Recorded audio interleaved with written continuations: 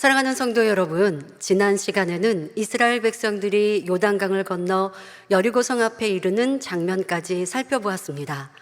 범람하는 요단강의 흐름이 전능하신 하나님의 능력으로 멈춰버리고 이스라엘 모든 백성들은 요단강 바닥을 마른 땅처럼 걸어서 건넜지요. 가나안을 온전히 취하기 위해서는 아직도 더 많은 과정들을 겪어야 합니다. 바로 다음 목표물인 여리고성은 범람하는 요단강보다 더욱 어려운 과제이지요. 자, 그럼 하나님께서 과연 어떤 방법으로 이스라엘을 승리로 이끄셨는지 살펴볼 때에 이 말씀이 여러분 모두에게 온전한 생명과 능력이 되시기를 바랍니다. 자, 그래서 하나님의 능력으로 여러분의 모든 문제를 해결받으며 모든 영적인 싸움에 승리하여 영광 돌리는 삶을 사시기를 주님의 이름으로 축원합니다. 사랑하는 성도 여러분, 여리고성은 이미 설명드린 것처럼 튼튼하고 두 겹으로 되어 있어서 공략하기가 심히 어려웠습니다. 그러나 우리 하나님께서는 이 여리고를 무너뜨릴 방법을 친히 가르쳐 주십니다. 그 방법이란 엿새 동안 모든 군사들과 백성들이 성을 하루에 한 번씩 돌고 7일째 날에는 7번을 성을 돌라라고 하는 말씀이셨습니다.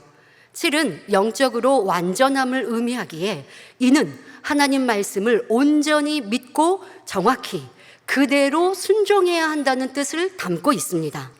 성도 여러분, 이스라엘 백성이 성을 돌 때 맨 앞에는 제사장 7명이 양각 나팔, 곧 양의 뿔로 만든 나팔을 잡았습니다. 그 뒤에는 하나님의 언약궤를 맨 사람들이 따라지요. 그리고 하나님께서는 7일째 날에 성을 7번 돌고 제사장들이 나팔을 길게 울려 불 때 온 백성이 큰 소리로 외치라 하셨습니다. 자, 여기서 큰 소리로 외치는 것은 굉장히 중요한 의미를 담고 있습니다. 이는 부르짖는 기도를 의미하지요.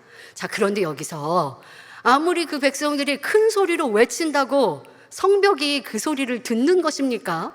어떻게 이 성벽이 백성들이 소리를 질렀다고 무너질 수 있는 것입니까?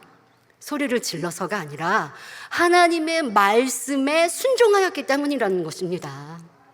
사람의 생각으로는 도저히 불가능한 전술이지만 이스라엘은 조금도 의심하지 않고 순종합니다. 다음 날이 되자 여리고 사람들은 이스라엘의 이상한 모습을 보게 되었습니다. 바로 이스라엘의 온 군대가 일어나 여리고 성벽 쪽으로 다가옵니다. 이것을 보고 있는 여리고 성 내에 있는 군사들은 이제 이스라엘 백성들이 공격을 시작하나 보다 생각을 하고 있는데, 그러니 여리고 사람들이 잔뜩 긴장하고 맞서 싸울 준비를 이미 준비를 하고 있었고, 이제 싸워야겠다라고 하는 것이죠. 그런데 이스라엘 백성은 하나님의 언약궤와 함께 성 주변을 한 바퀴 돌더니 그냥 자기네 진으로 돌아가는 것입니다. 여리고 사람들은 이스라엘 백성들이 왜 저렇게 행동하는지 전혀 이해가 안 가지요. 그런데 여러분, 여기서 놀라운 사실을 우리는 깨우쳐야 합니다.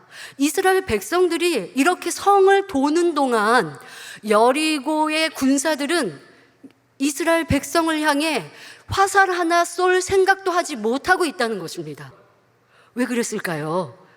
이스라엘의 하나님이 보이신 많은 기사와 표적들의 소식을 들었고 이미 두려움에 사로잡혀 있었기 때문입니다.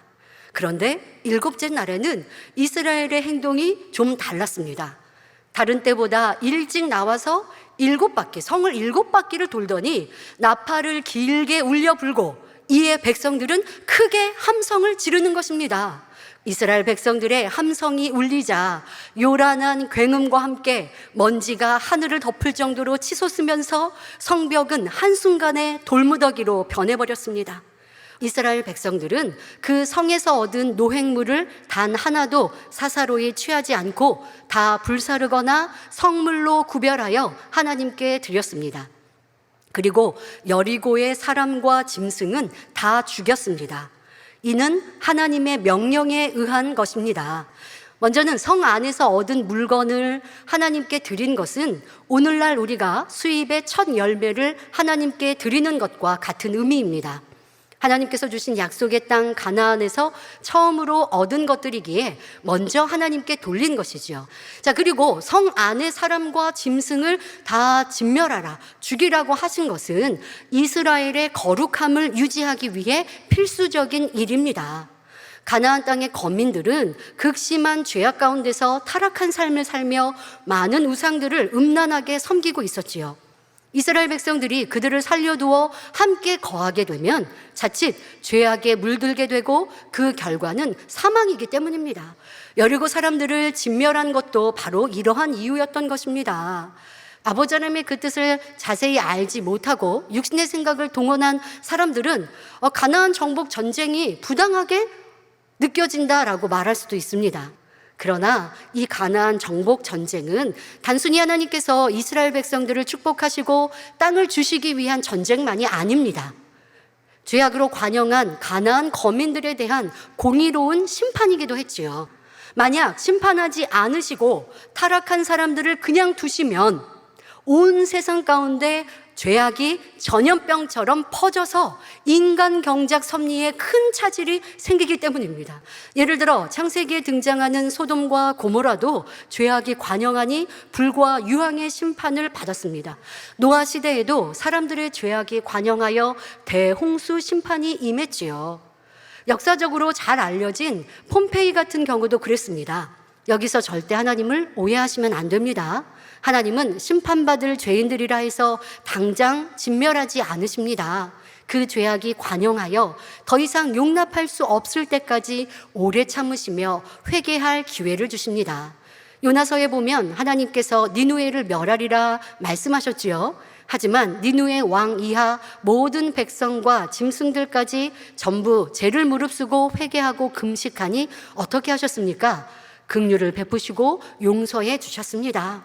하나님은 가나안 거민들에게도 많은 시간, 많은 기회를 주셨습니다. 그럼에도 불구하고 가나안 거민들은 끝내 회개하지 않았기에 결국 심판을 받아 진멸되었던 것입니다. 성도 여러분, 이러한 심판 가운데서도 하나님께서는 마음이 선하고 하나님을 경외하는 백성만은 구별하여 하나님의 자비와 은총 가운데 거하게 하시는 것을 봅니다. 이스라엘의 정탐꾼을 숨겨주었던 기생 라합이 여기에 해당합니다. 정탐꾼들은 여리고를 점령할 때 그때 라합과 그 가족은 살려주겠다고 약속을 했고 실제로 그 약속을 지켰지요. 그런데 이 약속에는 단서가 있었습니다. 라합이 정탐꾼을 창문으로 탈출시킬 때에 붉은 줄을 사용했었는데 이 붉은 줄을 창문에 메어두어야 했지요. 그리고 라합, 너뿐만 아니라 너와 함께하는 가족들을 다 이 붉은 줄로 표시한 집 안에 머물게 해라. 그러면 살 것이고 이를 어기면 내가 살릴 수 없다, 지켜줄 수 없다라고 약속한 것이죠.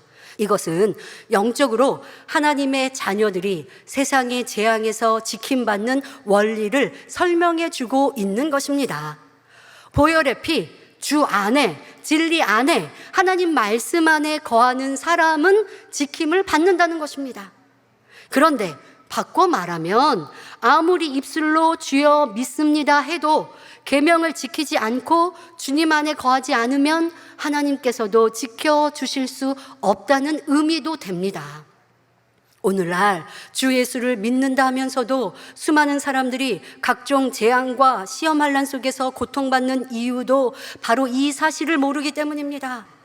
성도 여러분, 여리고를 점령한 이스라엘 백성들은 이제 다음 목표물인 아이성을 향해 진군합니다. 아이성을 정탐하고 온 정탐꾼은 이렇게 건의합니다. 여호수아 7장 3절에 백성을 다 올라가게 말고 2-3천 명만 올라가서 아이를 치게 하소서.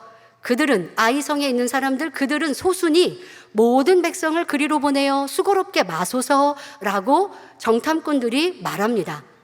금성철벽 여리고도 수월하게 점령했는데 그보다 작은 아이성 정도는 문제가 없다는 말입니다. 그러나 이때 이스라엘 백성들이 망각한 사실이 있습니다.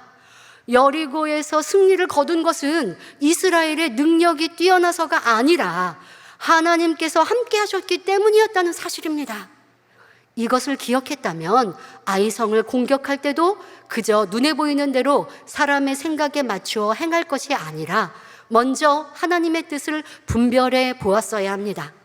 그렇게 정탐꾼의 말대로 3,000명이 올라가 아이성을 공격한 결과 이스라엘 백성은 처참한 패배를 당했습니다. 전투에서 졌을 뿐만 아니라 36명가량이 전사하고 말았던 것입니다. 참으로 충격적인 일입니다. 과연 무엇이 잘못되었기에 여리고를 정복한 하나님의 백성이 작은 아이성 거민들에게 참패하고 말았던 것일까요? 그 자세한 내용에 대해서는 다음 시간에 살펴보도록 하겠습니다. 사랑하는 성도 여러분, 잠언 21장 31절에 싸울 날을 위하여 마병을 예비하거니와 이김은 여호와께 있느니라 했습니다. 사람 편에서 믿음으로 준비는 해야 하지만 결과는 다 하나님께 있는 것이기에 하나님께 믿음으로 맡겨드려야 하는 것입니다. 이는 과거 이스라엘의 역사에서만 그런 것이 아니라 오늘날 우리의 범사에 적용되는 원리입니다.